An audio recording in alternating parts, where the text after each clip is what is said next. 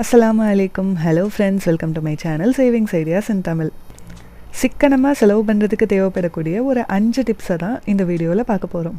அதில் first tip என்னென்னா, நம்மளோட கிச்சனில் எப்போதுமே இந்த மாதிரி ஒரு பென், அப்புறம் இப்படி ஏதாவது ஒரு ஸ்டிக்கி நோட்டோ, அப்படி இல்லைனா ஏதாவது ஒரு பேப்பரோ, அப்படி இல்லைனா இப்படி ஏதாவது ஒரு குட்டியாக நோட் புக் இருந்துச்சுன்னா கூட வச்சுக்கலாம். இது எதுவுமே இல்லாட்டினா நம்ம வீட்டில் சின்ன பசங்களோட நோட்டில் எக்ஸ்ட்ராவாக பேப்பர்ஸ் இருக்கும். அந்த பேப்பர்ஸ் எல்லாத்தையும் கட் பண்ணி ஒரு சின்ன நோட் புக் மாதிரி கூட நம்மளாவே ரெடி பண்ணி கூட வச்சுக்கலாம். அது எதுக்காகனா, நம்ம சமைக்கும் போது ஏதாவது ஒரு பொருள் டக்குன்னு காலியாகக்கூடிய ஸ்டேஜுக்கு போகிறத நம்ம நோட் பண்ணிடுவோம். அப்படி தெரியும் போதெல்லாம் என்னென்ன பொருள்லாம் இல்லை அப்படின்னு நமக்கு தெரியுதோ அது எல்லாத்தையும் இந்த மாதிரி இந்த ஸ்டிக்கி நோட்டில் நம்ம நோட் பண்ணி வச்சுக்கிட்டோன்னா கடைக்கு போகும்போது எதையுமே நம்மளால் மிஸ் பண்ணாமல் வாங்கிட்டு வந்துட முடியும். கிச்சனில் ஒர்க் முடிஞ்சதுக்கப்புறமா இதில் மந்த்லி கிராசரி ஐட்டம்ஸையும் நம்ம எழுதி வச்சுருப்போம்ல, அதை தூக்கி மந்த்லி கிராசரி லிஸ்ட் நம்ம ஜென்ரலாக இதில் எழுதுவோமோ அதில் போய் நோட் பண்ணிடணும். நெக்ஸ்ட் மந்த்து நம்ம இதெல்லாம் வாங்க வேண்டியது இருக்குது அப்படிங்கிறத நோட் பண்ணி வச்சுட்டோன்னா கிராசரிலையும் எதையுமே நம்ம மிஸ் பண்ணாமல் பர்ஃபெக்டாக வாங்கிட்டு வந்துட முடியும். இப்படி நம்ம எழுதி வைக்கும்போது நடுவில் ஒவ்வொரு பொருளுக்கும் நம்ம கடைக்கு போகிறத அவாய்ட் பண்ணிக்கலாம். அப்படி ஒவ்வொரு பொருளுக்காக கடைக்கு போகும்போது அந்த பொருளை மட்டுமா வாங்கிட்டு வருவோம், அதோடு சேர்ந்து ஏதாவது ஒரு ஸ்நாக்ஸ் ஐட்டமோ அப்படி இல்லைனா வேறு ஏதாவது தேவையில்லாத பொருளையும் வாங்கிட்டு வரதுக்கு சான்ஸ் இருக்குது. அந்த மாதிரியான அன்னெசரி எக்ஸ்பென்ஸையும் நம்ம இப்படி ப்ராப்பராக நோட் பண்ணி வைக்கும்போது அவாய்ட் பண்ணிக்கலாம். Second one, envelope method spending. இதை பற்றி ஆல்ரெடி நம்ம சேனலில் ஒரு வீடியோ இருக்குது, அதையுமே கூட செக் பண்ணி பார்த்துக்கோங்க. இப்படி என்வலப் போட்டு ஸ்பெண்ட் பண்ணும்போது எக்ஸஸ் ஆஃப் ஸ்பெண்டிங் ஆகிறத நம்மளால் அவாய்ட் பண்ணிக்க முடியும். அது மட்டும் இல்லாமல் மந்த் எண்ட் வரைக்குமே நமக்கு சிக்கலே இல்லாமல் காசு கையில் இருக்கும். ஸோ இந்த மெத்தடையுமே மஸ்ட்டாக ட்ரை பண்ணுங்கள். கண்டிப்பாக காசு வேஸ்ட் ஆகிறத அவாய்ட் பண்ணிவிட்டு சிக்கனமாகவும் நம்மளால் செலவு பண்ண முடியும். அப்புறம் 3வது டிப்ஸ், அவாய்ட் ஹோட்டல் ஃபுட்ஸ். காலையில் பிரேக்ஃபாஸ்ட்டுக்கு இன்ஸ்டண்ட்டாக செய்கிற மாதிரி இந்த உளுந்து களி பவுடரெல்லாம் நம்ம முன்னாடியே ப்ரீமிக்ஸாக ரெடி பண்ணி வச்சுக்கலாம்.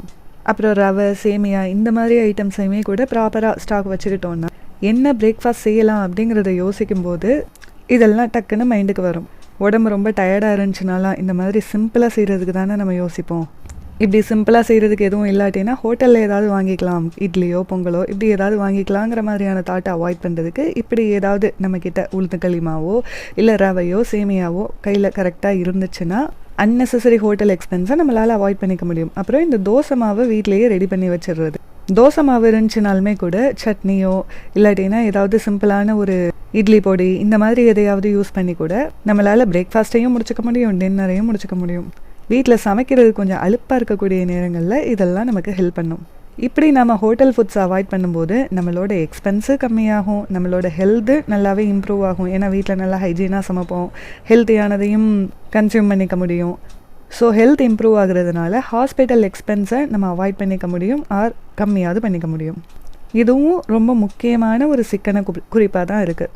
ஆசைக்காக சாப்பிட்றோன்னா மந்த்லி ஒன்ஸ் அப்படிங்கிற மாதிரி நம்ம முடிஞ்ச அளவுக்கு லிமிட் பண்ணிக்கணும். மந்த்லி ஒன்ஸுங்கிற மாதிரி நமக்கு நாமளே ஒரு கட்டுப்பாடை போட்டுக்கிட்டோன்னா மாதத்துக்கு ஒரு தடவை தான் சாப்பிட போடுறோம் அப்படிங்கிறதுனால அந்த ஒரு டைமை நல்லா என்ஜாய் பண்ணி சாப்பிட முடியும். அதுவுமே ஒரு ஹாப்பினஸ் தான், அதையும் கூட ட்ரை பண்ணி பாருங்கள்.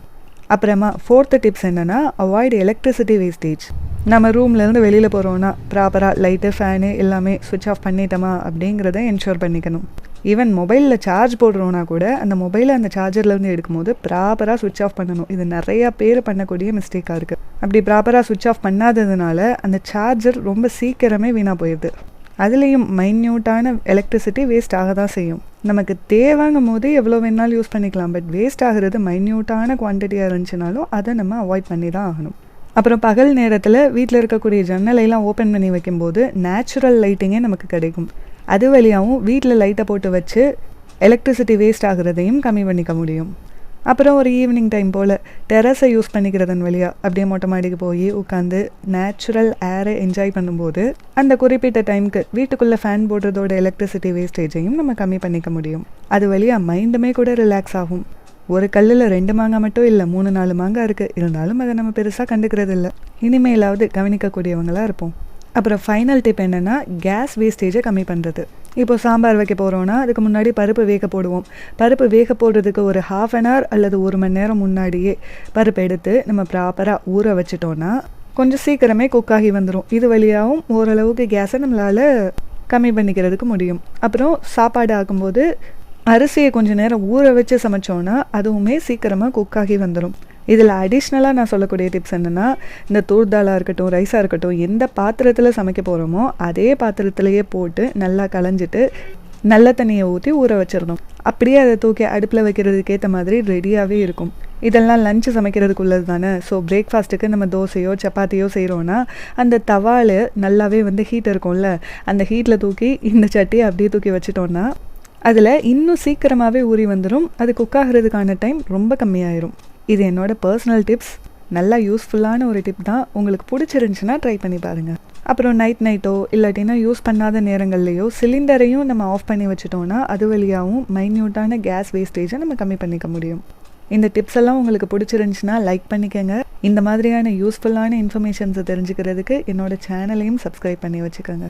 உங்கள் ஃப்ரெண்ட்ஸ் அண்ட் ஃபேமிலிக்கும் ஷேர் பண்ணுங்கள். இன்னும் ஒரு நல்ல வீடியோவில் மீட் பண்ணலாம். பாய்.